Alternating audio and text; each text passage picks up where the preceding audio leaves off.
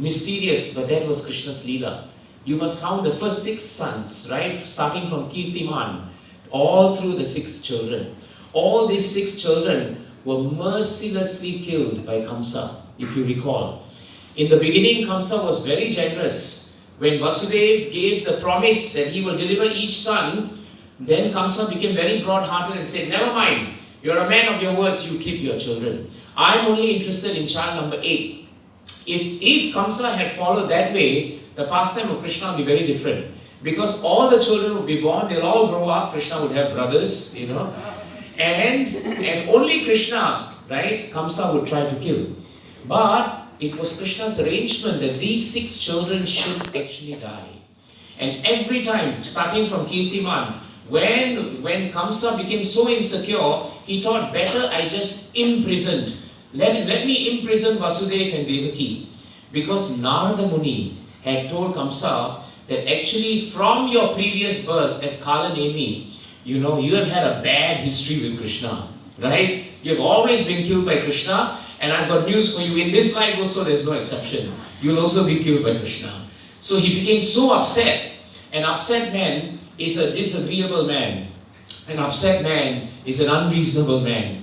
An upset man is an illogical man. So he thought, let me just imprison these 2. Every child that comes, I won't take a chance. Number 8 or number 1, doesn't matter. I'll just kill him. And that's what he did. He just smashed. He smashed each child and made sure the child did not live. Now, Devaki Mata didn't have any time with her children. We have so much time with our children, but still we want time with them. Still we want more time with them. But Devaki Mata only saw the children for a brief moment, and then they were taken away. And any mother, Prabhupada writes in Krishna book, would know how painful it must be for the child to die. It is the worst thing that a parent could want. So Devaki Mata then turned to Krishna and said, Krishna, please, my sons were killed terribly by Kamsa, and I'm overwhelmed by grief. Please bring them back. Please bring them back. Now someone may ask, why was Devaki Mata such an exalted devotee, so attached to her children? She had Krishna. Why would she want the 6 children? Prabhupada writes very nicely in Krishna book that even though Devaki Mata was overwhelmed with grief, her grief was actually compassion. In a line from Krishna book, actually Prabhupada tells us why Devaki Mata wanted the 6 children to come back. It was out of compassion. This is a very important point. And this is the next point that we must remember. As devotees, the hallmark of a devotee is to have compassion. Not just compassion for our own, not just compassion for our fellow devotees, but compassion for all living entities. Very important. Sometimes devotees are very nice to devotees, but they are not very nice to non-devotees. Sometimes we have a very low view of non-devotees. Sometimes we are not even nice to our devotees. We may be nice to devotees who are in positions, but we may not be nice to just a devotee who is coming to serve Krishna. This also happens. So this is very dangerous. Sometimes, we follow what we do in material world. In material world, we always are nice to people who have status or prestige. Because we think if I'm nice with him, I'll get something. So when we come to devotional service, the same motivation is there. Oh, president of temple, I must be very good. But the person who's sweeping or cooking, it doesn't matter whether I say Hare Krishna or not. Right? That's why temple presidents will tell you that we really don't know who actually is really nice and who is not nice, because everybody will be nice to them. Isn't it? But the real test, and this is something that Jagannath will see and no one can escape, is how nice are we to the person who is not the temple president. The person who is not, someone holding something. Dinavasa Prabhu is temple president this year. How many of you are nice to him?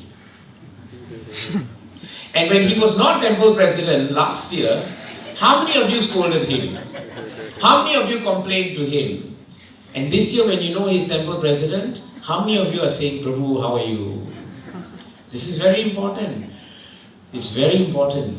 I know how many devotees have not been nice to Dinavasa Prabhu because, Prabhu, why this happened? Why not this? Why not this? Why not that? And then things can change because suddenly someone has a position. That is not compassion, right? That is position. That is not compassion. So when we have compassion for someone, it should be with the mood of service.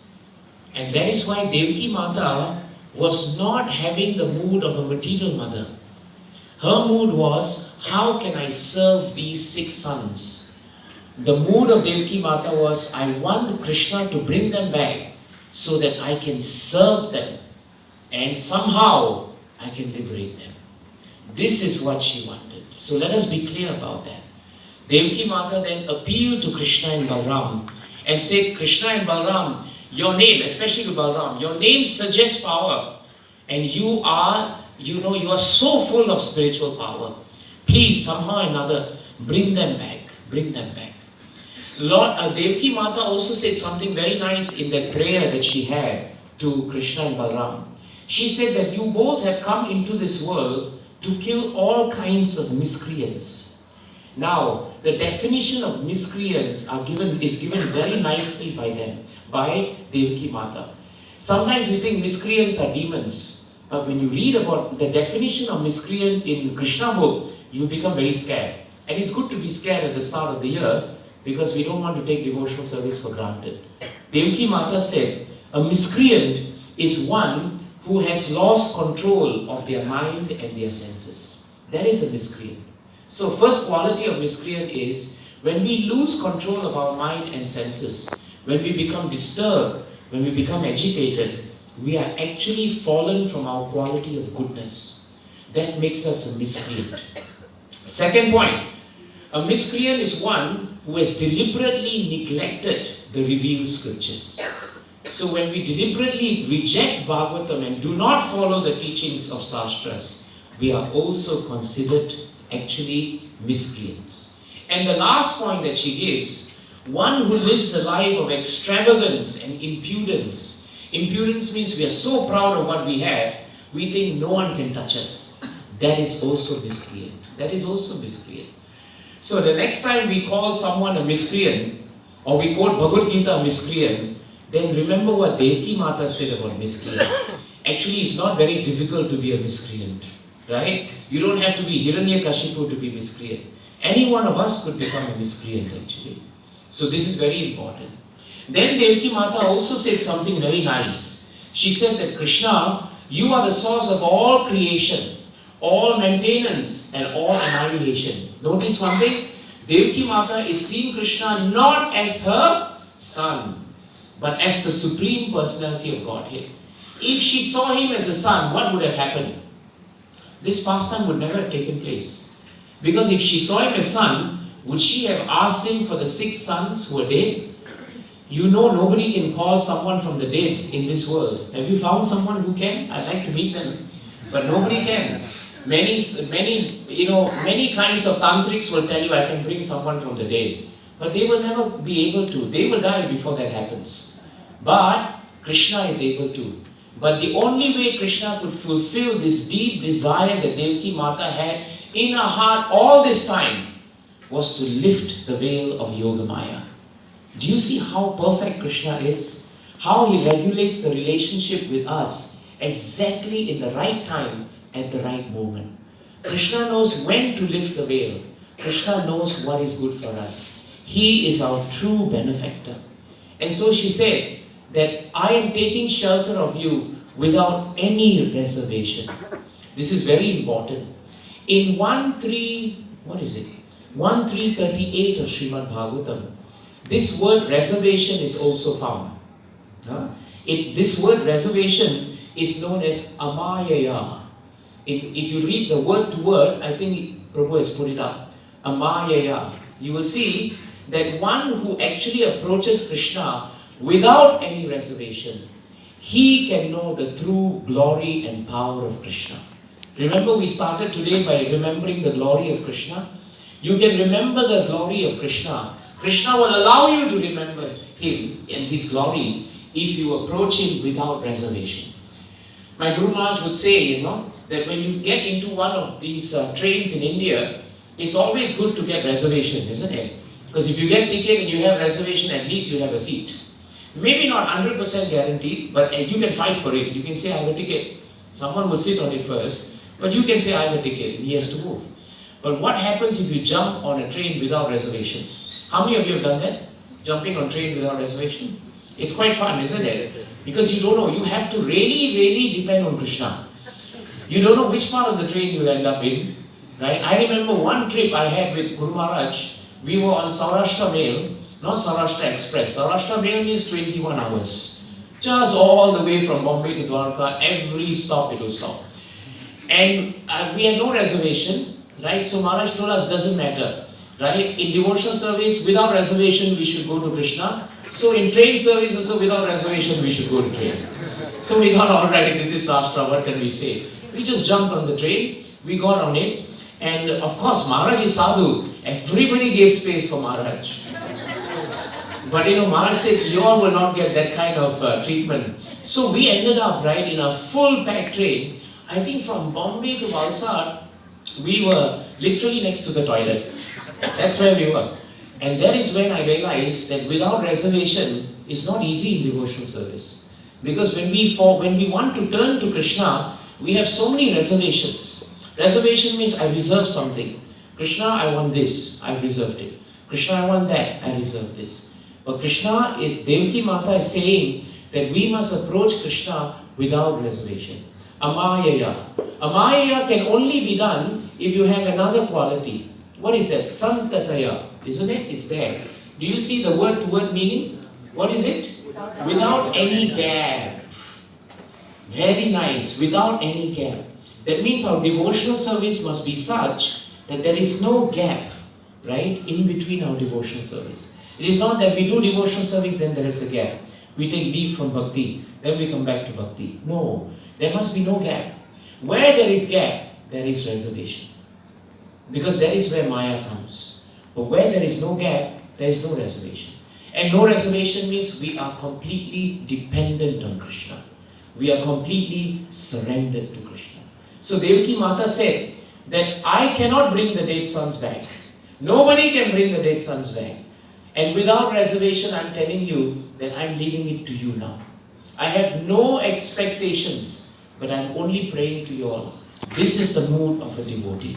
So Devaki could understand the power of Krishna. And the moment Krishna and Balaram heard her prayer, they immediately consented. Why did they consent?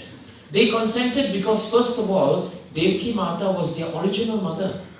How much love they had. How much love must Krishna have for Devaki to come into her womb and to appear into this world? The chosen mother. How much love there must be.